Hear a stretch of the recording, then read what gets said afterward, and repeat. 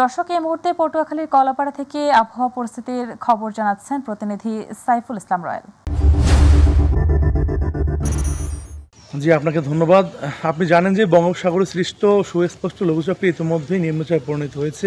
এর প্রভাবে গোটা দক্ষিণাঞ্চলীয় এলাকায় থেমে থেমে বৃষ্টিপাত অব্যাহত থাকলেও আজ সকাল থেকে টানা বৃষ্টি এবং ঝোড়ো বাতাসে কিন্তু গোটা এলাকায় এক ধরনের প্রভাব পড়েছে। আপনার মাধ্যমে আমি জানিয়ে রাখি যে এই নিম্নচাপের প্রভাবে গতকাল রাত থেকে কুয়াকাটা সি বিচে যে ক্ষুদ্র ব্যবসায়ীরা ছিলেন তাদের বেশ কিছু স্থাপনা কিন্তু নষ্ট হয়ে গেছে। এছাড়া নদী লাগোয়া বেড়িবাঁধের বাইরে যারা বসবাসকারী রয়েছেন তাদের বেশ কিছু স্থাপনাও কিন্তু ক্ষতিগ্রস্ত হয়েছে। এছাড়া নিম্নাঞ্চল কিন্তু প্লাবিত হয়েছে।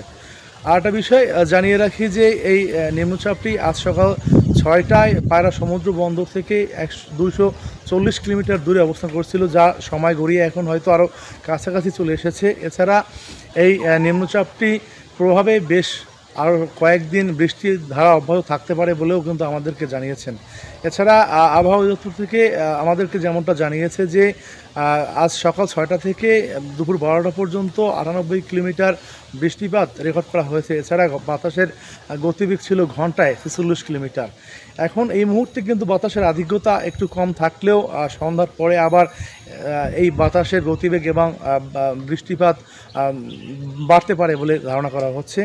আর একটা বিষয়, বেড়িবাঁধের বাহিরে যারা বসবাসরত যেসব নিম্ন শ্রেণীর বাসিন্দারা রয়েছেন তারা কিন্তু ইতিমধ্যেই তাদের ঘরে পানি প্রবেশ করেছে, আমরা যেমনটা জেনেছি। এছাড়া আজ শিক্ষা প্রতিষ্ঠান খোলা থাকলেও সকাল থেকে টানা বর্ষণে অনেক প্রতিষ্ঠানেই কিন্তু শিক্ষার্থীরা পৌঁছতে পারেনি, এমনকি পাঠদানেও অংশ নিতে পারেনি। তো এখনও পর্যন্ত এই ছিল নিম্নচাপ নিয়ে আমার কাছে সর্বশেষ তথ্য। সাইফুল, আপনাকে ধন্যবাদ।